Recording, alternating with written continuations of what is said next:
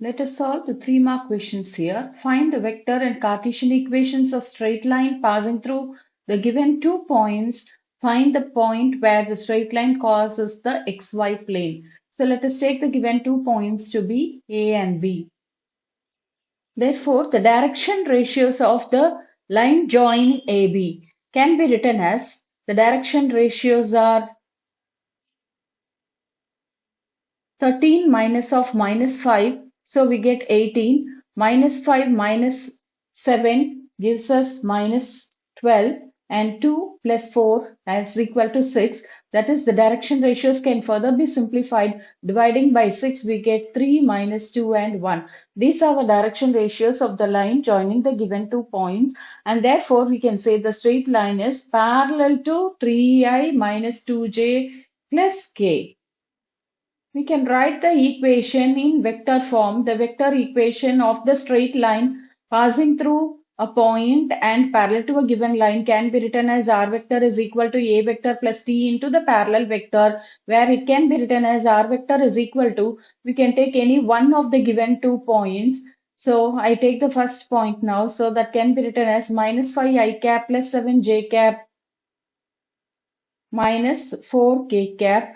This is the point, plus the parallel vector t into the point can be taken as, the vector can be taken as 3i cap minus 2j cap plus k cap, or the same vector equation using the second point. I'm going to take the second point here. Our equation or can be written as r vector is equal to 13i minus 5j plus 2k plus p into or s into another scalar into the parallel vector. This is a parallel vector, that is 3i cap minus 2j cap plus k cap. Let us write the Cartesian equation now passing through the given point and parallel to a given vector. So the Cartesian equation can be written as, so substituting the values, we get x minus x1. So x minus of minus 5, that is x plus 5 divided by 3 is equal to y minus 7 divided by minus 2 is equal to z minus z plus 4 divided by 1. Or the equation can be written as, for the given Cartesian equation can also be written as x minus 13 divided by 3 is equal to y plus 5 divided by minus 2 is equal to z minus 2 divided by 1. Now our aim is to find the point which crosses the xy plane. Therefore, taking the first equation, equating the equation to some t, value of t, and the next Cartesian equation equating to s, we can write any point on the line can be written as equating x plus 5 divided by 3 is equal to t. We get the coordinates of x as 3t minus 5, comma the y coordinate will be minus 2t plus 7, and the z coordinate will be t minus 4. Or taking the next Cartesian equation, the x coordinate will be 3s plus 13, comma minus 2s minus 5, comma z s plus 2. Now we know that the line meets the xy plane, therefore z is equal to 0. Therefore, we get the value for t minus 4 is equal to 0 implies the value of t is equal to 4, or equating the other coordinate, taking s plus 2 is equal to 0 implies s is equal to minus 2. Substituting either t is equal to 4 or t is equal to minus 2 in the given points, we get the point at which the straight line crosses the xy plane is 7 minus 1 0. So from the given 2 points we have written the direction ratios. Next we have written the vector equations. Next the Cartesian equation in both the form passing through the first point and the second point. We have written the Cartesian equations of the plane. Any point on the line is given. Then since it passes the xy plane, taking z is equal to 0, we get the value of the constants t and s, and therefore substituting these 2 points, we get the value for the point at which the straight line crosses the xy plane. 2 straight lines are given. Find they lie on the same plane. Write the number of ways to find the Cartesian equation of the plane and explain in detail. The Cartesian equation of the plane passing through one point parallel to two vectors. So here I take the first line, taking to be the first point here. The point is taken as x1, y1 and z1, and the parallel vectors are L1, M1 and N1. So I have taken the point here x1, y1, z1 and the parallel vectors to be L, M and N. Or the same equation can also be written as, or the equation of the plane passing through the one point, taking the point from the second line. It can also be written as x minus x2, y minus y2, z minus z2. And the parallel vectors are the vectors which are given in the denominator. So that is L1, M1, N1 from the first line, L2, M2, N2 from the second line is equal to 0. This is one form of the equation, or we can write the Cartesian equation of the plane passing through 2 points. 2 points and one parallel vector can be taken here. The Cartesian equation passing through 2 points parallel to one vector can be written as x minus x1, y minus y1, z minus z1, and x2 minus x1, y2 minus y1, z2 minus z1, and parallel vector L1, M1, N1 is equal to 0, or the same can be written as in the place of L1, M1, M1, we can replace as L2, M2, N2, any one of the parallel vectors equating to 0. These are the possible ways of writing. We get three Cartesian equations, and another one, as I told, we can take the parallel vectors as x minus x1, y minus y1, z minus z1, passing through 2 points, x2 minus x1, y2 minus y1, z2 minus z1, and the parallel vector from the second equation, that is L2, M2, N2 is equal to 0. So these are the possible Cartesian equations of the straight line passing through 2 points and parallel to either one vector or two vectors. Here is another important question. Prove the sine formula. A by sine A is equal to B by sine B is equal to C by sine C. Area of the triangle property. Prove with usual notations by using the area of triangle property. So here we draw the diagram of a triangle. Let us take the vertices of the triangle to be A, B and C here. Let AB is equal, let us take, let BC vector is equal to A vector, CA vector is equal to B vector, and AB vector will be is equal to C vector. By area property of triangle, we know that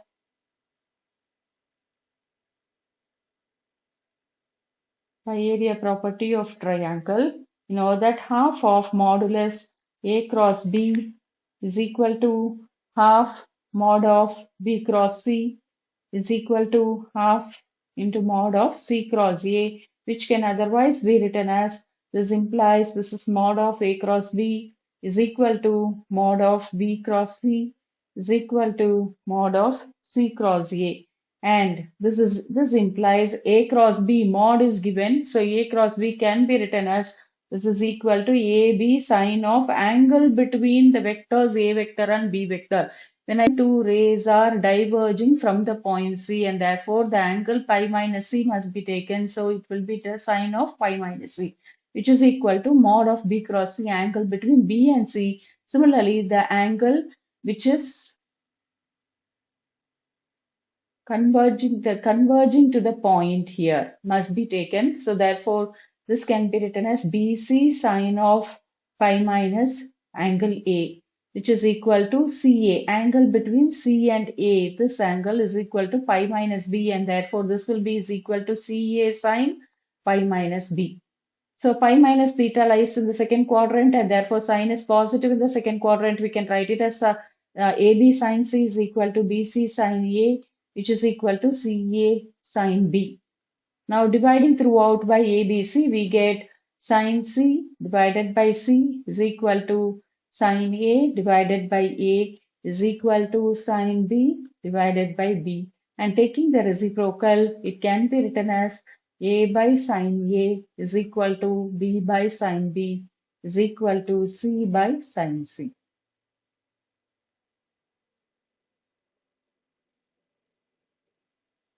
A force acts on a particle displaced from one point to the other point.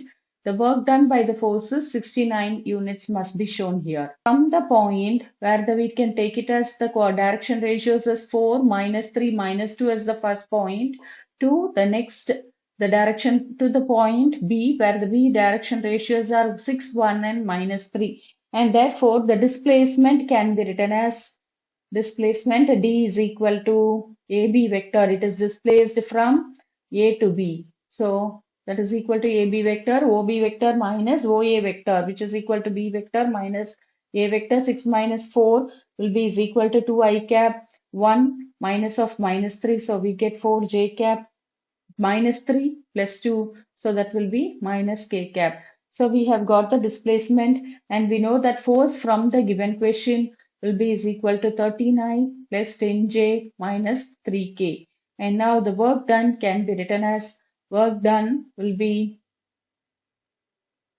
is equal to F dot D. Taking the dot product, 39 plus 10J minus 3K dot D 2I cap plus 4J cap minus K cap gives us is equal to 13 into 2, 26 plus 40 plus 3. This is equal to 69 units. Work done by the force is 69 units. Find the magnitude and direction cosines of the torque about point is given, force is given, whose line of action passes through the origin. So let A be the given point where OA vector is equal to 2I minus J. We know that arc vector will be is equal to some through point minus the about point. So through it passes through the is equal to 2I cap minus 2I cap plus K cap. Now the force, we know this is equal to R vector, and the given force will be is equal to 2I cap plus J cap minus K cap. Now the torque is given by tau is equal to R cross F, where R cross F will be is equal to the first row IJK, second row components of R vector minus 2, 0, 1, and the components of F vector, that is 2, 1 and minus 1, which gives us this is equal to minus I minus 2K. Now we are asked to find the magnitude of the torque. So magnitude is mod of R cross F, which is equal to root of minus 1 the whole squared plus minus 2 the whole square, that is 4, which is equal to root 5. Now we are asked to find the direction cosines. Magnitude is found. We are asked to find the direction cosines. So therefore the direction cosines will be is equal to, here x will be is equal to coefficient of I is minus 1. So minus 1 divided by root 5, there is no j, is 0 by root 5, comma k will be minus 2 divided by root 5. So these are the direction cosines of torque of the force, and magnitude will be is equal to root 5. A particle acted by constant forces, two forces are given, is displaced from one point to the other point. Find the total work done by the given forces. So given, let F1, F2 be the given two vectors, and therefore the resultant vector will be the sum of the given two forces. So the resultant force will be is equal to, adding the first two vectors, we get the resultant force here.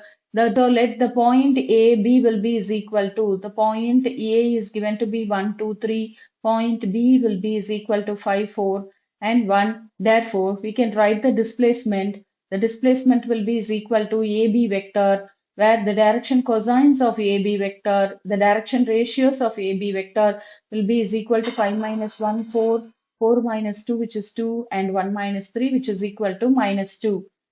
Now this is displacement. We are asked to find the work done.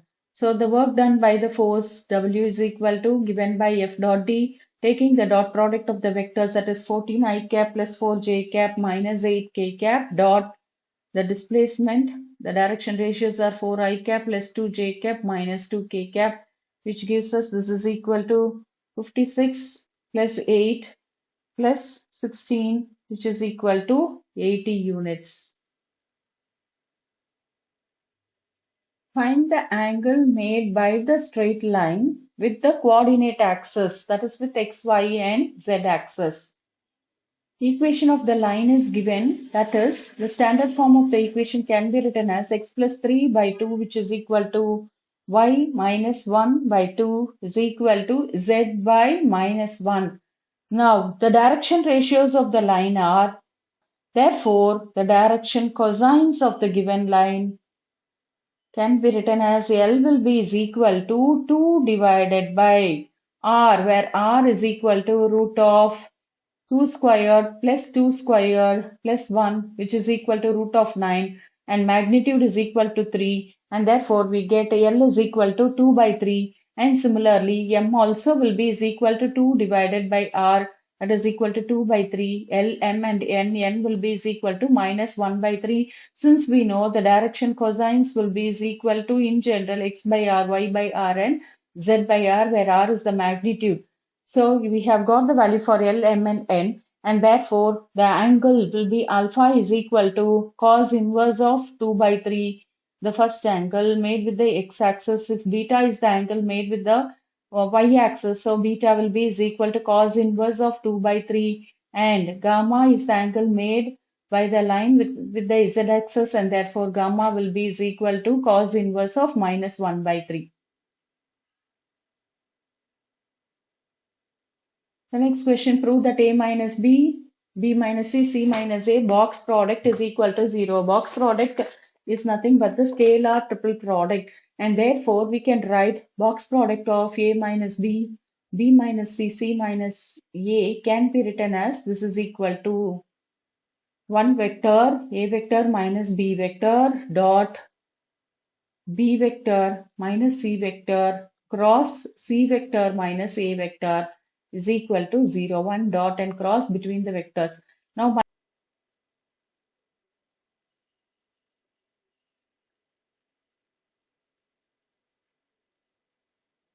Now multiplying A, which implies A vector minus B vector dot multiplying the terms inside the bracket B vector cross C vector minus B vector cross A vector minus C vector cross C vector, minus into minus will be plus C vector cross A vector is equal to 0. We know that C vector cross C vector, the cross product of the same vectors is 0.